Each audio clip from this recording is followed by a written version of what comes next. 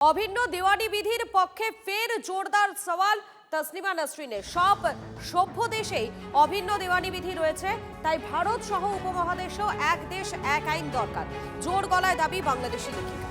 সেটার জন্য আমি 40 বছর ধরে সংগ্রাম করছি। বাংলাদেশে এবং ভারতবর্ষে, পাকিস্তান, এই উপমহাদেশে এই অভিন্ন দেওয়ানি বিধির খুব দরকার। আসলে পৃথিবীর যে কোনো সভ্য দেশেই এই অভিন্ন দেওয়ানি বিধি আছে, কারণ এক দেশ এক আইন আমরা চাই, সবার জন্য সমান আইন চাই। বিশেষ করে নারীরা ধর্মীয় আইনের অধীনে যদি থাকে তাহলে তাদের বিরুদ্ধে বৈষম্য আমরা দেখি, নির্যাতন দেখি। তো সেইগুলো চলে যায় যদি আমরা সমান অধিকারের ভিত্তিতে অভিন্ন দেওয়ানি বিধি তৈরি করি, এবং এটা মাস্ট, এটা সভ্যতার প্রথম শর্ত। অভিন্ন দেওয়ানি বিধির পক্ষে ফের জোরদার সওয়াল তসলিমা নাসরিনের। সব সভ্য দেশেই অভিন্ন দেওয়ানি বিধি রয়েছে, তাই ভারত সহ উপমহাদেশেও এক দেশ এক আইন দরকার, জোর গলায় দাবি করছেন বাংলাদেশি লেখিকা। আজকে তিনি সাংবাদিকদের মুখোমুখি হয়েছিলেন, সেখানে তিনি এই বক্তব্যই রেখেছেন, এই দাবি তিনি জোরালো করেছেন। অভিন্ন দেওয়ানি বিধি, তার পক্ষে ফের জোরদার সওয়াল করলেন তসলিমা নাসরিন। আরো একবার শোনাই আপনাদের ঠিক কি বলেছেন তিনি, শুনুন। অভিন্ন দেওয়ানি বিধি, তো সেটার জন্য আমি 40 বছর ধরে সংগ্রাম করছি।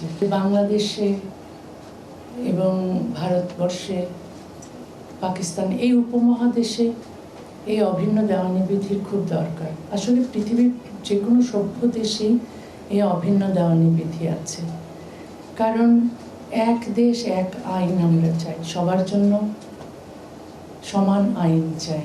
বিশেষ করে নারীরা ধর্মীয় আইনের অধীনে যদি থাকে তাহলে তাদের বিরুদ্ধে বৈষম্য আমরা দেখি, নির্যাতন দেখি।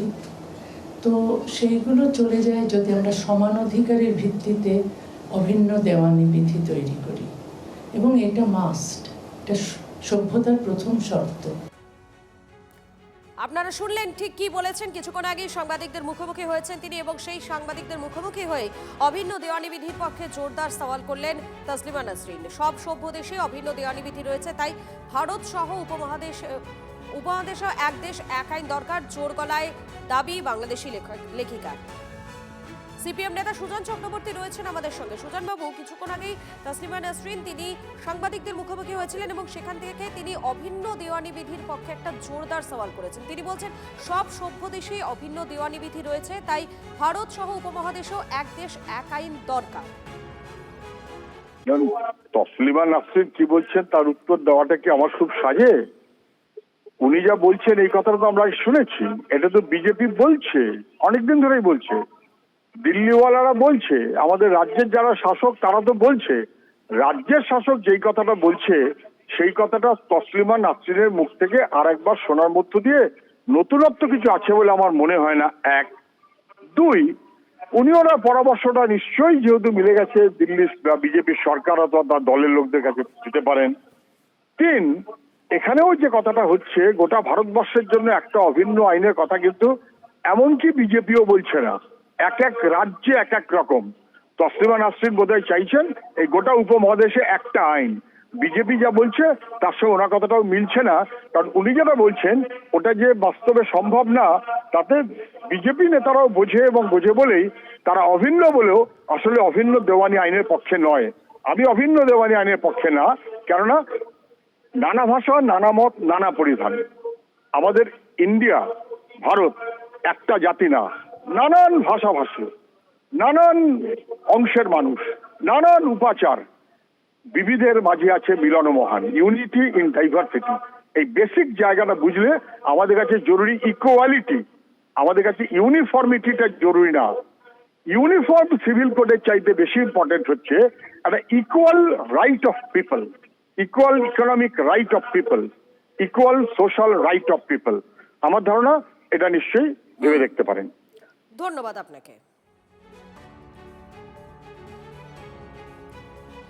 এই মুহূর্তে রাহুল সিনহা রয়েছেন আমাদের সঙ্গে। রাহুল বাবু, আপনাকে স্বাগত টিভি9 বাংলায়। দেখুন, তসলিমা নাসরিন কিছুক্ষণ আগেই সাংবাদিকদের মুখোমুখি হয়েছিলেন, এবং তিনি অভিন্ন দেওয়ানি বিধির পক্ষে জোরদার সওয়াল করেছেন।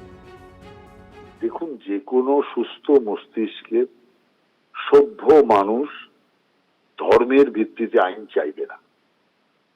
অতএব স্বাভাবিকভাবে যার মধ্যে মান এবং হুঁশ দুটোই আছে তিনি সর্বদা বলবেন যে ধর্ম ভিত্তিতে আইন এটা কোনোভাবেই চলা উচিত নয়।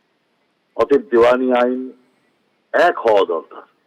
যদি ফৌজদারি আইন আলাদা না হয় তাহলে দেওয়ানি আইন কেন আলাদা হবে? অতএব এ সম্পর্কে তসলিমা নাসরিনের যে বক্তব্য অত্যন্ত উদার এবং সঠিক বক্তব্য বলে আমি মনে করি। কারণ যে কোনো সোজা চোখে দেখা মানুষ তিনি এই কথাই বলবেন যে ধর্মভিত্তিতে আলাদা আইন হওয়া উচিত নয়। আর যদি হয় তাহলে ফৌজদারি ক্ষেত্রে আলাদা আইন হোক না, ফৌজদারি ক্ষেত্রে আলাদা আইন হোক, দেওয়ানি ক্ষেত্রেও আলাদা আইন যেমন আছে থাকুক। তখন সঙ্গে সঙ্গে একদল চিৎকার শুরু করে দেবে, কেন ফৌজদারি আইন আলাদা? আপনাদের বিভিন্ন দেশে আছে সেই আইন, যে চুরি করলে হাত কেটে দিতে হবে, কাউকে বলাৎকার করলে, কারো বিরুদ্ধে কোনো মহিলার উপর অত্যাচার করলে পাথর ছুঁড়ে ছুঁড়ে মেরে ফেলতে হবে। তো সেগুলো আইন অ্যাডপ্ট হোক। সেই বেলা হবে না, তখন আমরা আল্লাহকে মানি না, তখন আল্লাহকে মানি না। আর যখন নিজেদের সুবিধার ব্যাপার আছে তখন আল্লাহর আইন করতে হবে। আল্লাহর আইন যদি করতে হয় ফৌজদারি ক্ষেত্রেও করতে হবে, দেওয়ানি ক্ষেত্রেও করতে হবে। আর যদি বাতিল হয় গোটাটাই বাতিল হয়ে ইউনিফর্ম সিভিল কোড হবে। ধন্যবাদ আপনাকে।